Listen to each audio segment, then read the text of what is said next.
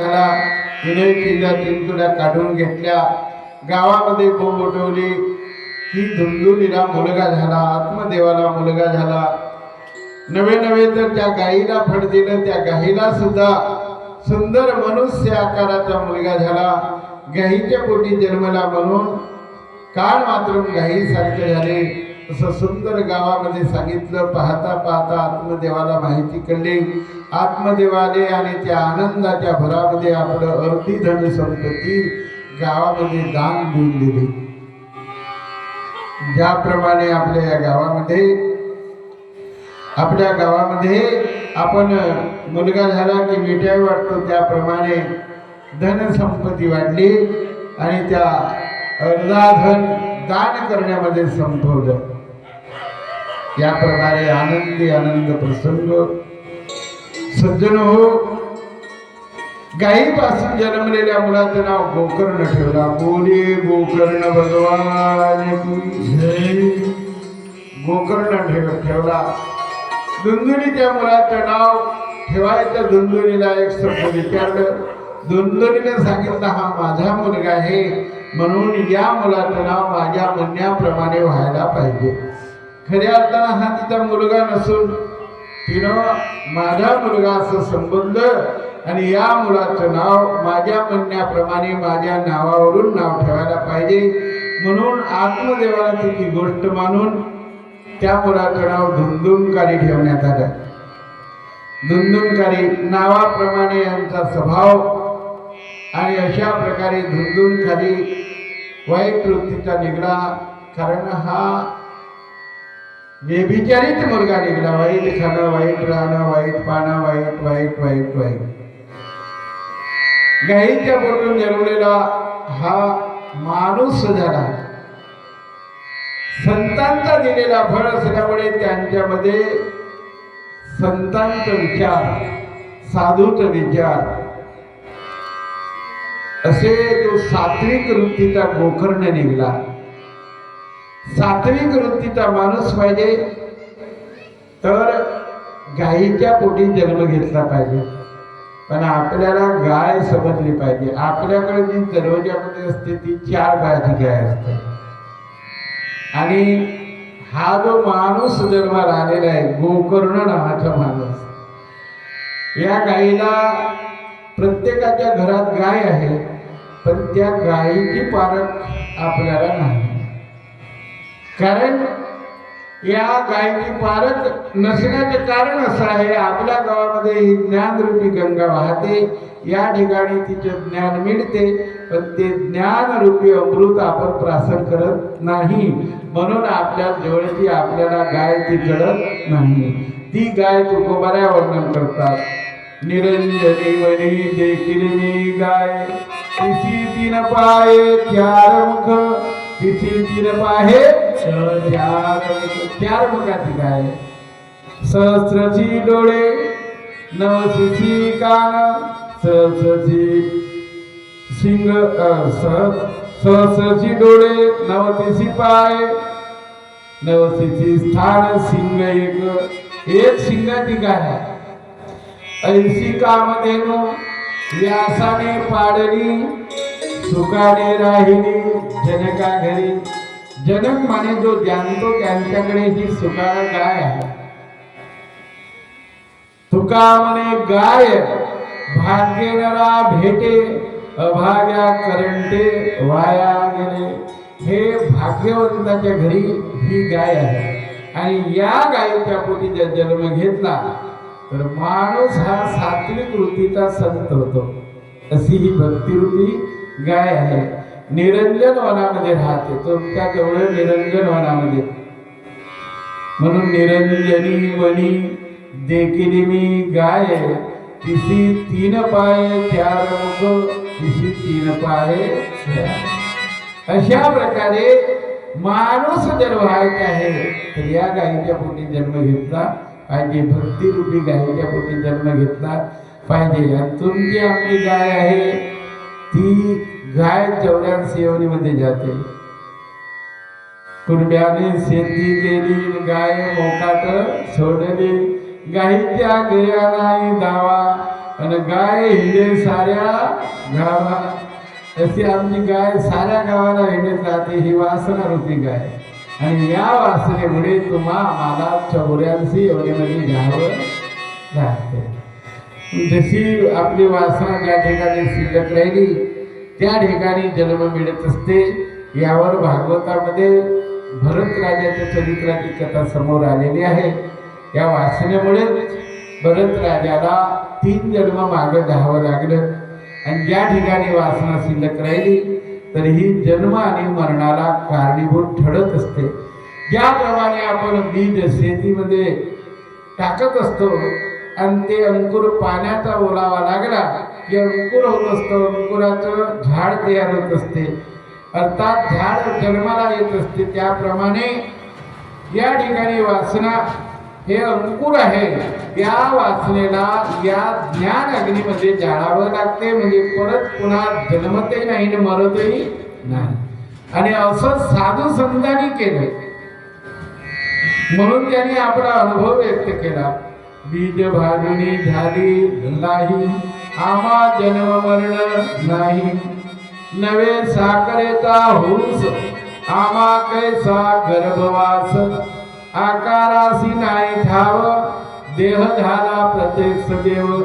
तुका म्हणे अवघा जाल, सर्वा घटी पांडुरंग, सर्वा घटी पांडुरंग. जाग म्हणजे शहाणा हो, आता तरी शहाणा हो. जाग म्हणजे जागृत हो, आणि जागृत करण्याचं साधन म्हणजे भागवत कथा. जागृत करण्यासाठीच लावलेलं आहे, झोपेतून जागृत करण्यासाठी नाही, विचारातून जागृत करण्यासाठी भागवत लावलेलं आहे. पण तुमचं आमचं झोप सोंगाची झोप आहे. झोपेची नाटक करून आपण झोपतो, म्हणून आपण हा जीव जागृत होत नाही. म्हणून 84 योनीमध्ये जावं लागते. याप्रमाणे नाटक केल्यावर फायदा होत नाही. तसं नाटक केलं, हा धुंदुनकारी वाईट वृत्तीचा, वाईट खाणं, वाईट पाणं, वाईट राहणं, याला संगतही वाईट लागली. संगत वाईट लागली. जसा जसा मोठा व्हायला लागला तसं कुत्रे घेऊन किनारामध्ये वावरात जंगलामध्ये जायचा, शिकार खेळायचा, सस्यांची शिकार, हरणांची शिकार आणि शिकार करून मांस खाण्याची आदत पडली. तशी या ठिकाणी संगतीनं या जीवाला मांस खाण्याची आदत पडली. ज्या घरामध्ये जीव जन्माला आले त्यांच्या पतीनं हा सुद्धा मांस खायला लागतो. खऱ्या अर्थानं मांस खाणं हे माणसाचं कर्तव्य नाही. पण ज्या घरामध्ये जीव जन्माला आलं त्या ठिकाणी त्या घरामध्ये जसे जीव असतात तसा हा सुद्धा वागायला लागतो. ज्यांची जशी संगत असली तसे त्यांचे विचार बनतात. जसं तो अन्न खातो तशी त्याची बुद्धी निर्माण होत असते. पण जैसे खावे अन्न तैसे होय म्हणे. जसं आपण अन्न खातो तशी बुद्धी निर्माण होत असते. आणि बुद्धी आणि बुद्धीचे प्रकार, बुद्धी, अन्न बुद्धी, प्रारब्ध बुद्धी, संगत बुद्धी, जीव बुद्धी, संचित बुद्धी, हे बुद्धीचे प्रकार आहेत. आणि त्यातल्या त्या दुर्बुद्धी. आता सगळ्यांना दुर्बुद्धी आहे. जीवबुद्धीच्या पलीकडे दुर्बुद्धी सुचते, पण चांगली बुद्धी कधी सुचत नाही. तर खाणं तसं असल्यामुळे आपल्याला चांगली बुद्धीच मिळत नाही. आपल्याला वाटतं मी बुद्धिवान आहे. आणि यासाठी भगवान बौद्धानं पंचशिला लिहिली.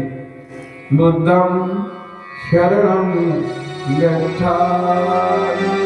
पंचशिलेमध्ये लिहिलंय बुद्धं शरणं गच्छामि. बुद्ध तत्वाला जाणायचे आहे तर बुद्धिवान माणसाला शरण गेलं पाहिजे.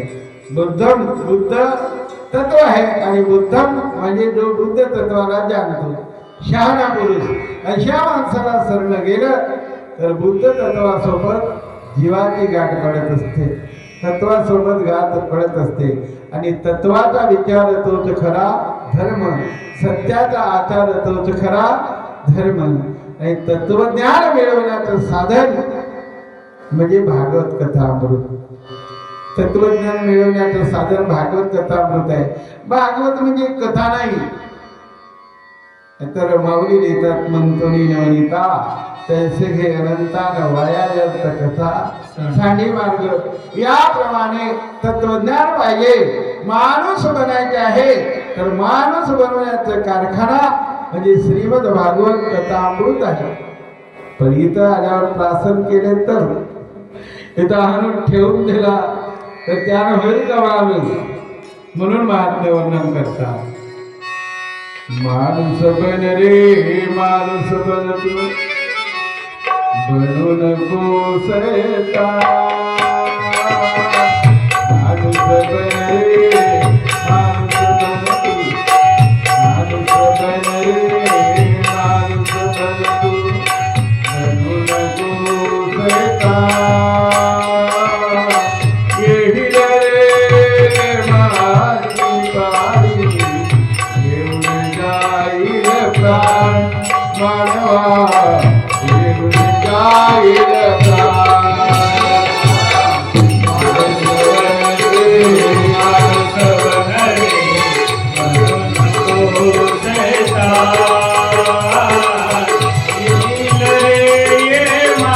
माझी पाळी, येऊन जाईल प्राण मानवा, येऊन जाईल प्राण. माणूस बन रे माणूस बन तू, बनू नको शैतान. येईल रे माझी पाळी, घेऊन जाईल प्राण मानवा, घेऊन जाईल प्राण. आपल्याला देह माणसाचा भेटला, तसं या देहाला माणूस नाव, माणूस हे नाव मनू राजापासून प्राप्त झालेलं आहे. ह्या देहाला माणूस नाव मनू राजापासून, कारण मनू आणि सतरूपांची संतान यांच्यापासून समोर जे सृष्टी निर्माण झालेली आहे ते समोर कथेमध्ये वर्णन येते. ब्रह्मदेवापासून मनू आणि सतरूपांची जोडी आणि मग उत्तानपाद प्रियव्रत अशी कथा भागवतामध्ये सुंदर दरवर्षी आपण ऐकत असतो. माणसाला मग या देहाला माणूस संज्ञा, माणसाला माणूस संज्ञा हे मनू राजापासून नाव प्राप्त झालेलं आहे. जसे या जमिनीला पृथ्वी नाव प्राप्त झालं पृथ्वी राजापासून. आपल्या देशाला भारत नाव प्राप्त झालं भरत राजापासून. तर याचं अजबाखंड असं नाव होतं. आणि संपूर्ण सृष्टी ही नवखंड सृष्टी आहे. नवखंड सृष्टी आहे. आणि या नवही खंडामध्ये एकाच बापाची संतान, नव दिसेला नव, हे ऋषभ देवाची संतान आहे. परंतु आता भावाभावांमध्ये देशादेशामध्ये वाद झाला, तसं एकाच देवाची लेकरं, परंतु आपसामध्ये वाद झाल्यामुळे देशादेशांचा झगडा आणि युद्ध हे सगळं झालेलं आहे. खऱ्या अर्थानं तुमचा आमचा बाप म्हणजे अर्थात परमात्मा हा सर्व जगांचा बाप आहे. एकाच बापाची सर्व संतान आहे. पण हे तत्वविचार आहे. आणि तत्वविचार आत्मसात करण्याचं साधन जे खऱ्या अर्थानं भागवत आहे. पण या भागवताचा आपण दुरुपयोग केल्यामुळे आपल्या गावाला फायदा होत नाही, आपल्या घराला फायदा होत नाही. कुणी कितीही सांगितलं तरी आपण त्याचा फायदा घेणार नाही, त्याचा उपयोग करणार नाही, तर सांगणाराचा काय उपयोग आहे. मग धीरे धीरे धीरे धीरे हे कथा कीर्तने प्रवचने मोडकीस येतील. आणि मग कोणी सांगणारा जरी असला, ऐकणारा नाही, तर ऐकणारा जरी असला तरी कोणी सांगणारा भेटणार नाही. सांगणारा तरी कसा भेटल. आणि म्हणून वंदने महाराजांनी सुंदर लिहिलं, कथा कीर्तने आणि प्रवचने दिसतील नाया संसारी, मंदिरातल्या कवयासाठी उजाड्यात मारामारी. मंदिरातल्या मूर्ती पुढेही वाहीट कर्मे होतील बा, विनाश होईल या धर्माचा मानव माणूस खाईल बा. विनाश होईल या धर्माचा मानव माणूस माणसं माणसाला खायला लागलेच आहेत. आता खातात पण खाताना दिसत नाही. पण मग तर त्या माणसाचं मांस खायला कमी पडणार नाही. आता गायी होत्या पूर्वी, त्या गायी संपल्या. आता ज्या काही शिल्लक आहेत ना त्या आता खाणं सुरू आहे. मग त्या संपल्या का मग माणूसच माणसाला खाईल. अशी विकृत बुद्धी निर्माण होईल. न ऐकल्यामुळे यांचा प्रभावाची शक्ती नष्ट होईल. याप्रमाणे षड्जन्म हो, याप्रमाणे जीवांचे कल्याण होण्यासाठी माणूस, तसं माणूस जर बनायचे आहे तर भक्तिरूपी गायीच्या पोटी जन्माला आलेलं पाहिजे. तसं गोकर्ण महाराज सात्विक वृत्तीचा माणूस, आकाराचा गोकर्ण म्हणजे कान, असं गायीच्या सारखं कान सात्विक वृत्तीचा, हा धुंदुलकारी वाईट वृत्तीचा, वाईट खाणं, वाईट पाहणं, वाईट वाईट वाईट वाईट वाईट. मग गावामध्ये वाईट खाल्ल्यावर वाईटच प्यायचं. वाईट पेल्यामुळे वाईट बुद्धी सुचायची.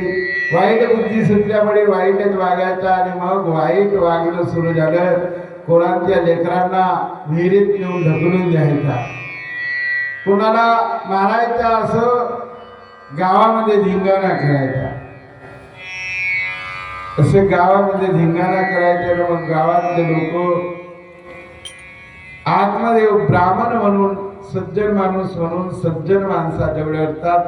आत्मदेवाजवळ घराने आणायचे. महाराज, तुमचा हा मुलगा कसा, तुम्ही कसे, तुम्ही कसे ना तुमचा मुलगा कसा, तुम्ही सांगता बीज तसं फळ, हा तुमचा बीज आहे तर हा कसा आहे, हा खरा हो का आत्मदेवाचा, अरे हा संताचा हो का नाही, हा तर सोम नाटक करून आणलेला इकड तिकडचा आहे. तसे जर असतील तर बीज तसं फळ होत नाही. हा खरा नाही, हा कर्मी आहे, इकड तिकडचा आहे, म्हणून याचं वाईट. शेवटी आत्मदेवाला वाईट वाटलं. एक दिवस धुंदुलकारीला अटकला. रे तू नसता तर बरं झालं असतं. आता नाही तेव्हा रडत होता ना, आता आहे तेव्हाही रडत होता. जीव तसाच आहे त्याच्यात समाधान नाही, नाही त्याच्यात दुःखी आहे. प्रत्येकाच्या एवढं धन संपत्ती, सगळं पैसा पाणी आणका सगळ्या गोष्टी आहेत, पण कोण्याही जीवाला समाधान नाही. आहे त्याच्यात समाधान नाही, नाही त्याच्या पाठीमागं धावत असतो.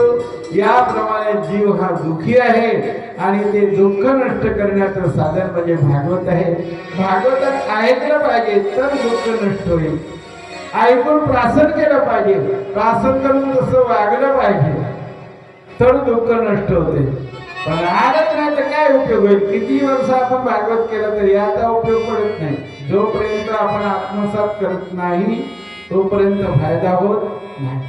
कमीत कमी पहिल्यांदा ऐकायला तर पाहिजे, ऐकायलाच तयार नाही. काही दिवसाला घरोघरी पोंगे लावले तरी काय उपयोग पडणार, घरोघरी पोंगे लावले तरी काय उपयोग पडत नाही.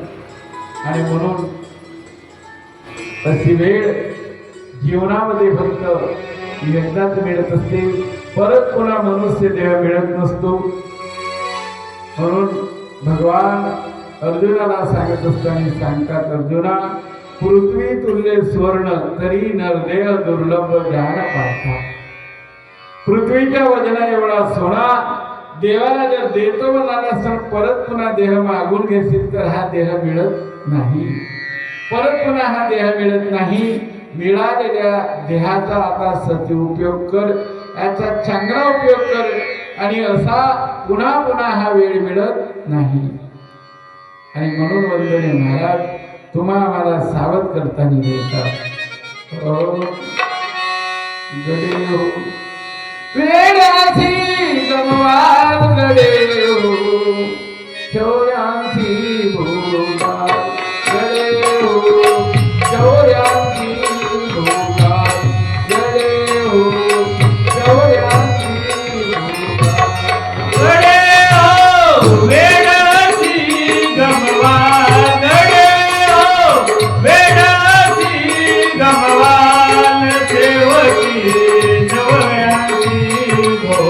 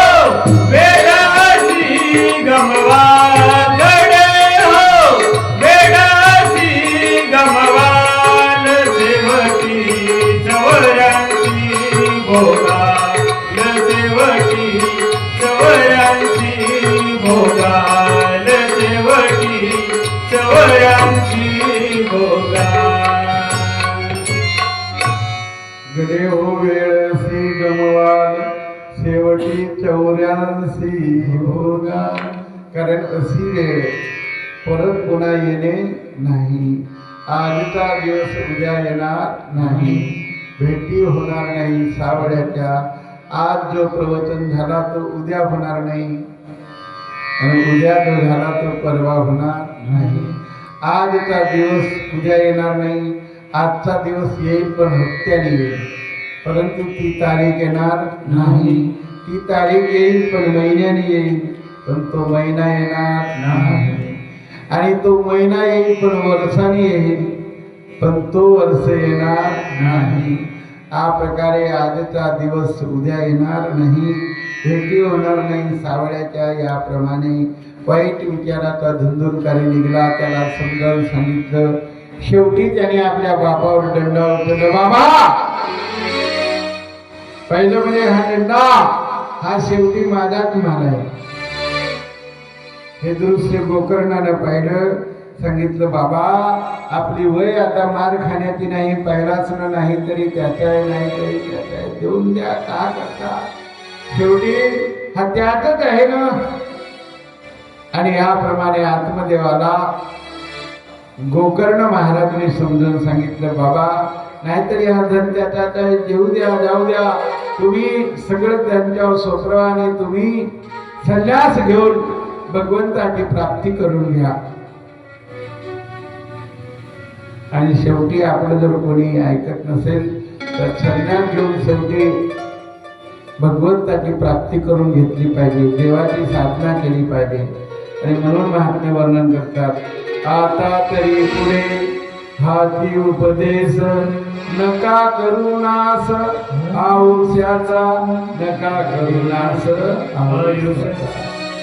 काही शहाणे लोक सांगतात तरी सांगतात, नाही ऐकतं दिसलं तर शेवटी त्यांचं कर्माचं फळ त्यांना भोगावं लागू. आणि याप्रमाणे आपली साधना करून आपलं एकट्यामध्ये राहतात.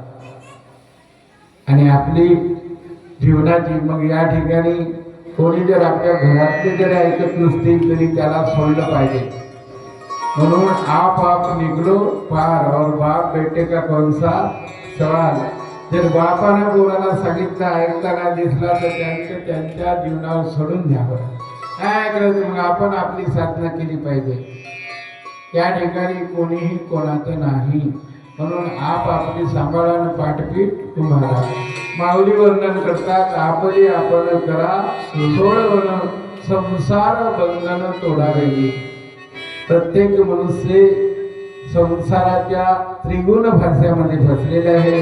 रात्रीच्या प्रवचनामध्ये भागवत कथेच्या पहिल्या श्लोकामध्ये सांगितलेले आहे, त्रिगुण ताप विनाश आहे. आध्यात्मिक, आदि भौतिक आणि आदि दैविक या त्रिगुण बंधनामध्ये जीव फसलेला आहे. जोपर्यंत त्रिगुण बंधन आहे तोपर्यंत हा जीव वायाला गेलेला आहे. रज तम सत्व आहे ज्याचे अंगी, याच गुणे जगी वाया गेला. आणि तो वाया जाऊ नये यासाठी भागवत कथेची मांडणी आहे. आणि याप्रमाणे गोकर्ण महाराजांनी आपल्या बाबाला समजून सांगितलं, बाबा जाऊ द्या. आणि याप्रमाणे आत्मदेवानं शेवटी होतं नव्हतं धन संपूर्ण धुंदुलकारीच्या हवाली केलं. आत्मदेव तिथून निघून गेला भगवंताची प्राप्ती करण्याकरिता. आणि मग धुंदुलकारी हा स्वतः कारभारी झाला, मनाप्रमाणे वागायला लागला. आपलं जसं मन लागेल तसं वागायला लागलं. तसं ही दुनिया पार भ्रमित झालेली आपल्या मनाप्रमाणे वागायला लागली. आणि मनाप्रमाणे जो वागत असतो तो या ठिकाणी वाया जात असतो. माऊली लिहितात, मनोमार्गे गेला आणि तो तेथे मुकला. मुकला म्हणजे वायात गेला. आणि सगळं आता वायाला गेलेलं काम आहे. दिसण्यापुरतं दिसणं आहे, वरवर वरवर जो दिसतो हे सगळं नाटक आहे. सगळं वाया गेलेली दुनिया आहे.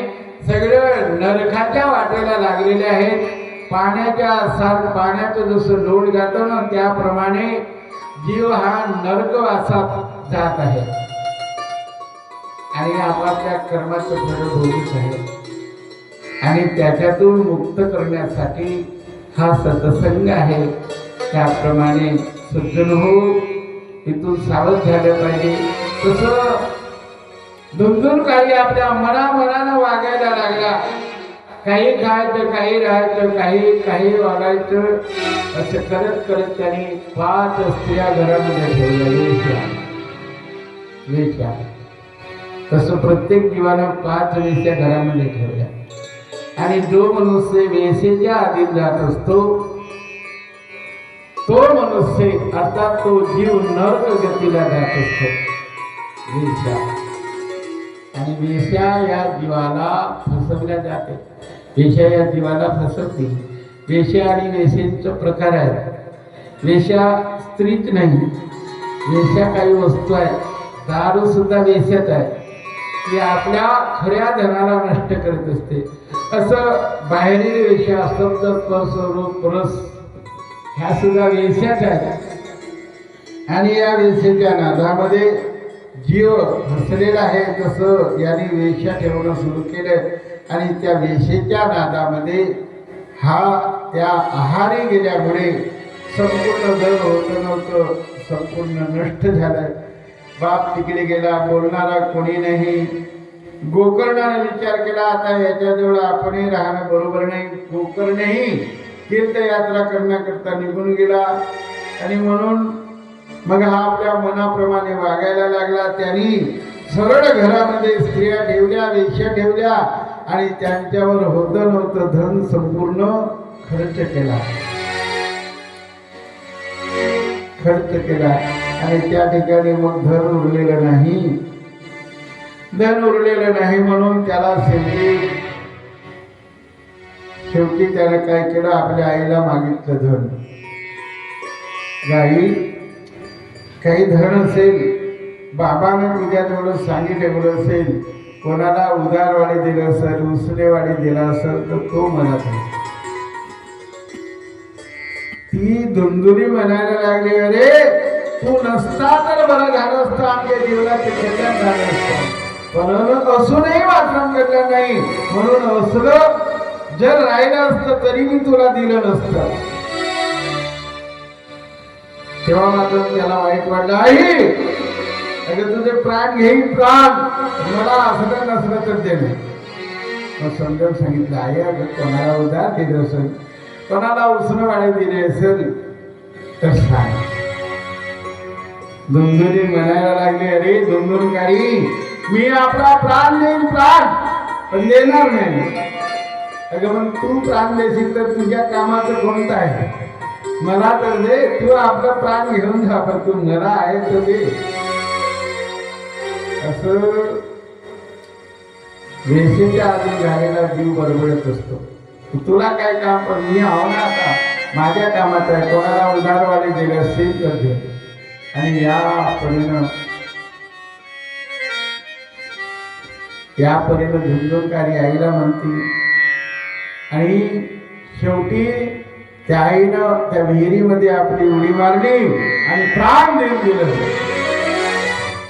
ती पाण्यावर जेव्हा तंगायला लागली, मरणाच्या वाटेला लागली, धुंदुलकारी म्हणतो, आई अगे आता तू मरून आली, आता तरी सांग, आता तरी आता मरणाच्या वाट्याला लागले हा म्हणतो आता तरी सांग. तुकोबराय म्हणतो सुंदर गोड वर्णन करतात. प्राण जाए देहातून, प्राण जाए देहातून, प्राण जाए देहातून, प्राण जाए देहातून. मुलगा पुढे कोटे धन, मुलगा पुढे कोटे धन, प्राण जाहे देहातून, प्राण जाहे देहातून. मुलगा पुढे कोटे धन, मुलगा पुढे कोटे धन, प्राण जाहे देहातून, प्राण जाहे देहातून, प्राण जाहे देहातून.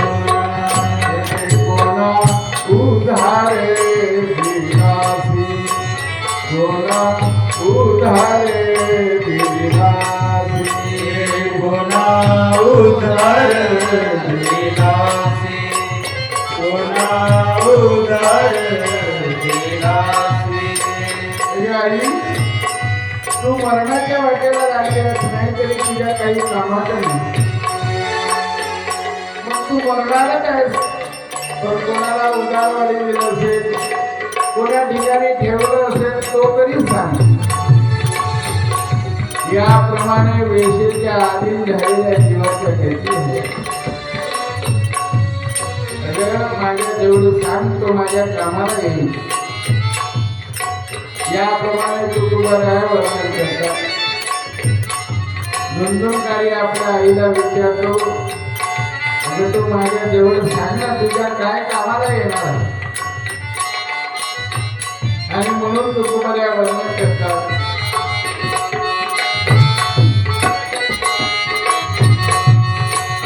कोणा उधार दिला तू सांगे आमापासी, तो सांगे आमापासी, प्राण जाहे देहातून, प्राण जाहे देहातून. मुलगा पुढे कोटे धन, मुलगा पुढे कोटे धन, प्राण जाहे देहातून, प्राण जाहे देहातून, प्राण जाहे देहातून. तुका म्हणे धन धन, तुका म्हणे धन धन, धनासाठी जाती प्राण, धनासाठी जाती प्राण. याप्रमाणे दुर्मिळीने आपला प्राण संपवलं. आणि याप्रमाणे धुंदुनकारी धनासाठी विचारतच राहिला. शेवटी प्राण आईचा गेला. तुका म्हणे धन धन, धनासाठी जाती प्राण, धनासाठी जाती प्राण. तुका म्हणे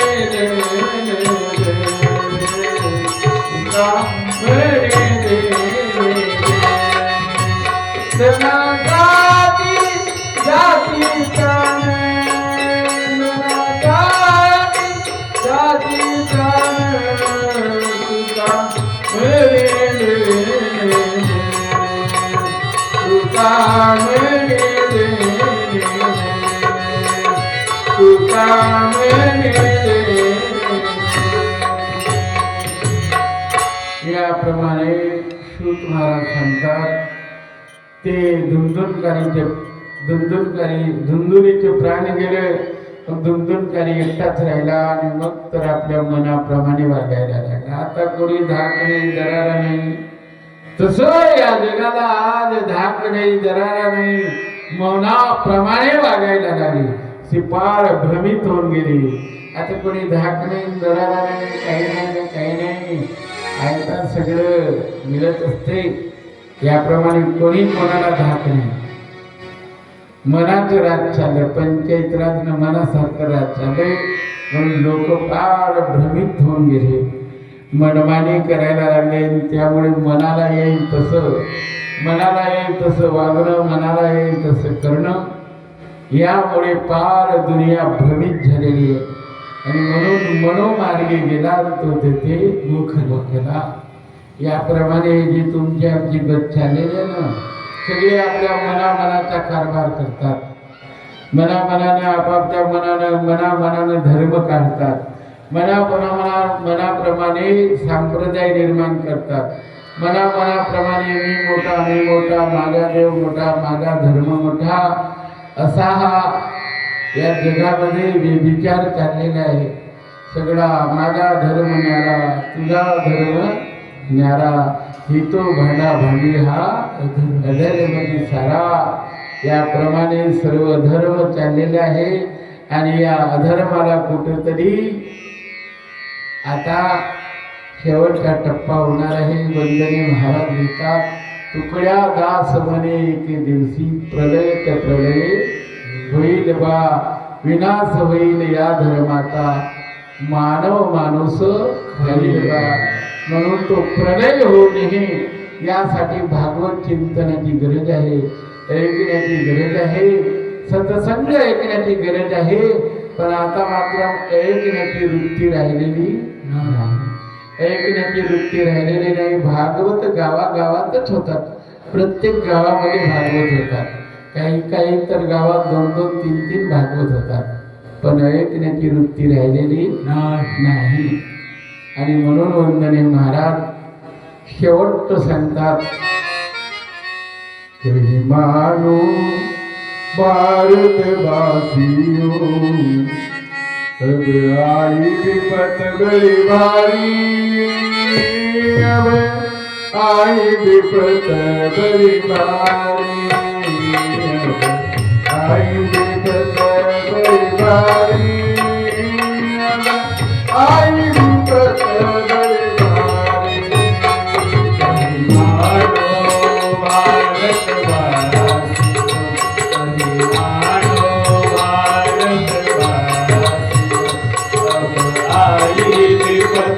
बड़ी भारी, आई विपत बड़ी भारी, आई विपत बड़ी भारी, अब आई विपत बड़ी भारी. अगर इसको दूर हटाना तो सब एक हो जाना, दूर हटाना तो सब एक हो जाना. कहे टुकड़ा सुन लो गाना, टुकड़ा सुन लो गाना, कहे टुकड़ा सुन लो गाना जी, कहे टुकड़ा सुन लो गाना. सतयुग का अवतारी, आई विपत बड़ी भारी, आई विपत बड़ी भारी, आई विपत बड़ी भारी. मानो भारतवासियों, मानो भारतवासियों, अब आई विपत बड़ी भारी, अब आई विपत बड़ी भारी, आई विपत बड़ी भारी, आई विपत बड़ी भारी. इसको दूर हटाना तो सब एक हो जाना. कहे टुकड्या सुन लो गाना जी, कहे टुकड्या सुन लो गाना. जर आपल्याला वाटत असेल की ही आपत्ती आपल्या राष्ट्रावर, आपल्या देशावर येऊ नये, तर सगळ्यांनी एक विचारानं आपला धर्म जागृत केलं पाहिजे. पण आज ती वृत्ती राहिलेली नाही. कितीही प्रयत्न केला तरी आता ती वृत्ती जाग्यावर येईलच अशी गॅरंटी नाही, गॅरंटीच राहिलेली नाही. आणि म्हणून सज्जनो यासाठी भागवत कथेची गरज आहे. याप्रमाणे आपल्या मनाप्रमाणे धुंदुनकारी वागायला लागला, वाईट खाणं, वाईट राहणं, वाईट पिणं, आणि मग त्याने वेश्या ठेवलं. शेवटी संपूर्ण धन संपलं. मग चोरी करायला लागला. चोरी करून त्या वेश्यांच्या आधीन धन आणून देऊन राहिला. आणि मग वेश्याने एक दिवस चोरीचं धन त्यांचं ओळखले आणि त्याला मारायचं ठरवलं. 4 वेश्याने हातपाय धरलं, 5वीने मुखामध्ये निखारे टाकले, त्यांचा प्राण घेतला. घरामध्ये त्याला पुरून ठेवलं. म्हणून शहाण्या पुरुषानं वेशीच्या नादात लागू नाही. शहाण्या माणसानं कळाली जाऊ गेले तर, पण शहाण्या माणसानं त्या नादात लागू नये. पण आता शहाणाच कोणाला म्हणावा हेच कळत नाही. तुका म्हणे सोपे आहे सर्वांनी, शहाणा तो धनी घेतो आहे. शहाणे असतात ते येतात, मग नाही येत ते काय समजायचं. आता तर काही शहाणाच कोणाला म्हणावं हे तर कळत नाही. या प्रकारे त्यांचं प्राण गेलं. वेश्येने त्यांचं प्राण घेतलं आणि मग तो प्रेत योनीमध्ये गेला. प्रेत योनीमध्ये गेल्यावर ही बातमी काही कालांतरानं गोकर्णाला गहेमध्ये माहीत झालं. गहेमध्ये त्यांनी पिंडदान केलं. आपला भाऊ समजून त्यांनी पिंडदान केलं. मेलेल्या माणसाचं पिंडदान कार्य करावं लागते. जोपर्यंत पिंडदान मुलगा किंवा आपल्या आप्त गोत्रज हे करत नाही तोपर्यंत जीवाचे कल्याण होत नाही. पण सर्व जीवाचं पिंडदान केल्यानं उद्धार होत नाही. पिंडदान कोणाचं केल्यावर आणि कोणाचं नाही केल्यावर असं. पिंडदान सर्वांचंच होत नाही, तर पिंडदान कोणाचं केल्यावर उद्धार होते. पण काही लोकांचा पिंडदान केल्यावर सुद्धा उद्धार होत नाही. गहेमध्ये आणि पिंडदान केलं. काही कालांतरानं धीरे धीरे गोकर्ण आपल्या गावला आला. गावल्यावर रात्र झाली. रात्र झाल्यावर तो आपल्या अंगणामध्ये हातरुणावर झोपला. कोणाच्या घरी न जाता, त्रास न देता घरी येऊन झोपला. पण मात्र धुंदुनकारी हा प्रेत योनीमध्ये भूत झाल्यामुळे यांनी आगळा वेगळा आवाज काढून गोकर्णाला भीती दाखवण्याचा प्रयत्न केला. पण भीती दाखवल्यावरही मात्र गोकर्ण भेले नाही. मग त्यांनी धुंदुनकारी सूक्ष्म देहामध्ये प्रवेश केला. फार मोठा लांब लचक खंब्यासारखा त्यांनी असं आपलं शरीर मोठं केलं. शेवटी त्याचा प्रयत्न संतांसमोर असफल ठरला आणि मग गोकर्णानं आपल्या मंत्रविद्येनं तीर्थ बांधलं आणि त्यांच्या अंगावर टाकलं. आणि मग तो प्रेत बोलायला लागला, दादा अरे मी तुझा भाऊ आहे, माझं नाव धुंदुनकारी आहे. मी माझ्या कर्मगतीमुळे मला ही प्रेत योनी प्राप्त झालेली आहे. माझ्या उद्धारासाठी काहीतरी कर. गोकर्ण साधूने सांगितलं, अरे मी तुझं पिंडदान गहेमध्ये केलो, पण तुझा उद्धार कसा झाला नाही. तेव्हा तो धुंदुनकारी बोलायला लागला, दादा एक नाही 100 वेळा पिंडदान केलं तरी माझ्यासारख्या महान पाप्यांचा उद्धार होणार नाही. पिंडदान हे या ठिकाणी करावं लागतं, पिंड संस्कार. परंतु या समोर मग त्यांनी दुसरं काही उपाय आवर्जून कर. तेव्हा गोकर्ण भगवंतांनी ठाईचे बसवणी करायचं चित्त सूर्याची आराधना केली. सूर्यदेव प्रगट झाले आणि सूर्यदेवाने श्रीमद भागवत कथा पारायण करायला सांगितली. याप्रमाणे गोकर्ण भगवंतांनी या श्रीमद भागवत कथा पारायण केली आणि मग सुंदर या ठिकाणी कथा झाली. त्यांनी कथेच्या बाहेर 7 खेळ्याचा बास, त्या बासामध्ये प्रेतानं प्रवेश करून कथा ऐकली. 7 दिवसामध्ये त्याला दिव्य देह प्राप्त झाला. याप्रमाणे दिव्य देह प्राप्त होऊन त्या धुंदुनकारीचा उद्धार झाला. तुमचेही उद्धार होईल. परत पुन्हा गोकर्णानं दुसऱ्यांदा कथा केली बाकीच्या लोकांसाठी. अशा प्रकारे दिव्य देह वैकुंठावरून साक्षात आलं, विमान आलं आणि आपल्या मुख्य धामाला जीव पोहोचला. याप्रमाणे तुमचं सुद्धा कल्याण होऊ शकते. पण त्याप्रमाणे आपण वागलो तर, त्याप्रमाणे आचरण केलं तर, नुसतं ऐकल्यानं नाही, ऐकून त्याप्रमाणे वागलं तर आपल्या जीवांचं कल्याण होते. यासाठी कथा आहे. आपला कथेचा टाईम जो आहे टायमापेक्षा 10-15 मिनिट जास्त झालेला विषय या ठिकाणी समर्पित. रात्रीच्या प्रवचनामध्ये सुंदर झाकी दर्शवणे.